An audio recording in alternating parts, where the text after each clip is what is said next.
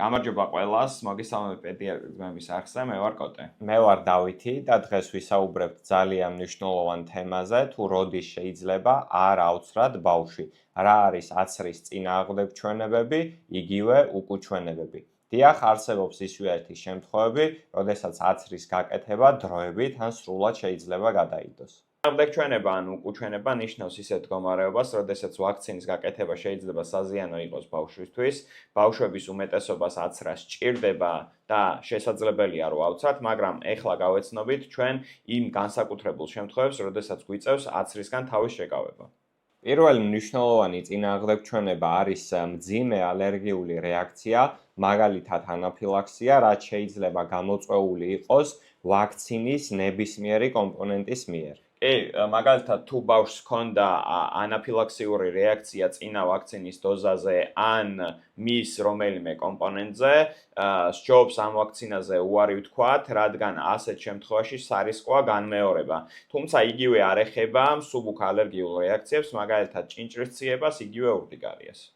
ადრე ბავშვებს, რომლებსაც ჰქონდათ კვერცხზე მძიმე ალერგიული რეაქცია, მაგალითად არ უაწვდიდით გრიპის ვაქცინას, თუმცა 2016 წლიდან ეს რეკომენდაცია შეიცვალა და იმ ადამიანმაც შეიძლება მიიღოს გრიპის ვაქცინა, ვისაც აქვს ძლიერი ალერგიული რეაქცია კვერცხზე, რადგანაც კვლევებით დადასტურდა, რომ მსგავსი ვაქცინის შემდგომ ანაფილაქსის განვითარების რისკი არის დაახლოებით 1 მილიონი შემთხვევიდან, რაც მსგავსია ისეთი ვაქცინების ალერგიული რისკების, რომლის შემცველობაში საერთოდ არ არის მაგალითად კვერცხის ცილა.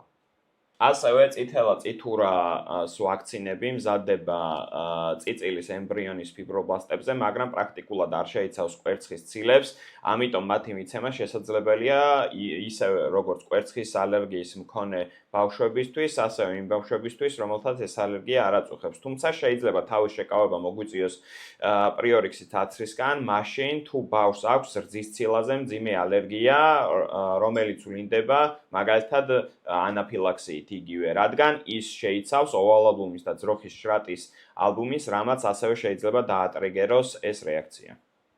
უკუჩვენების მეორე ჯგუფს წარმოადგენენ ბავშვები, რომლებსაც აქვთ იმუნური სისტემის პრობლემები.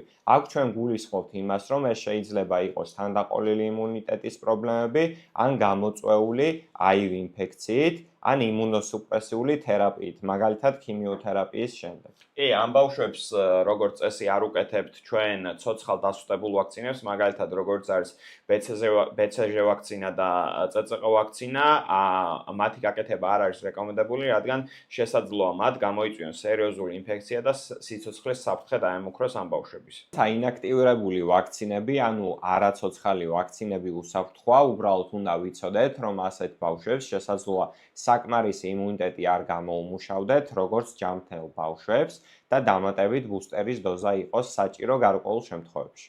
პრინციპით უნდა ვიმოქმედოთ ორსულობის შემთხვევაში, რაც იმას ნიშნავს, რომ ვერიდებით ცოცხალ ვაქცინებს ორსულობის დადგომის შემდგომ, რადგან ამან შეიძლება გამოიწვიოს გარკვეული პრობლემები ფეტუსისთვის და შესაბამისად რეკომენდებულია, რომ მაგალითად მშობელი თუ არ არის აცრილი წითელა წითურა პაყურის ვაქცინაზე, აიცრას ორსულობის დაგეგმვის დროს, ანუ სანამ უშუალოდ ჩაისახება ნაყოფი. ახლა ვთქვათ ის, შეიძლება თუ არა ავადმყოფობის დროს ავცრათ ბავშვი. თუ ბავშვს აქვს მსუბუქი დაავადება, მაგალითად სურდო აქვს, ერთეული ხველა, აცრა არ არის აკრძალული და წინააღმდეგნაქჩვენები, მაგრამ თუ მდგომარეობა არის საშუალოდ ან მძიმედ გამოხატული, აცრას დროებით გადავდებთ, სანამ ეს უკანასკნელი არ გადაივლის, ამ დროს ექიმმა უნდა შეაფასოს ბავშვი და გადაწყვიტოს, რამდენად უპრიანია აცრის გაკეთება.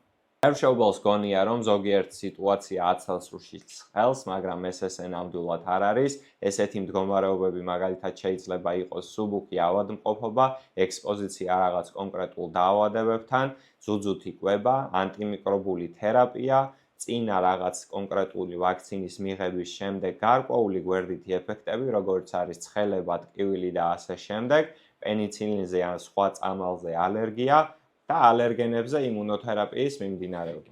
დავით, ამ შემთხვევაში აცრა შესაძლებელია და ისინი წინააღმდეგჩვენებას არ წარმოადგენენ. ვაქცინაცია საუკეთესო გზა არის, რომ დავიცვათ პატარები სხვადასხვა ინფექციებისგან, მაგრამ უნდა ვიცოდეთ, როდის არის ის უსაფრთხო და როდის არა. კი, თუ რაიმე შეეჭვი გეპარებათ, აუცილებლად მიმართეთ თქვენს პედიას, ჩვენ აქ ვართ, რომ დაგეხმაროთ და თუ რაიმე გაინტერესებთ, აუცილებლად დაგვიწერეთ კომენტარებში, რომ შემდგომ ვიდეოებში შევეხოთ. დროებით.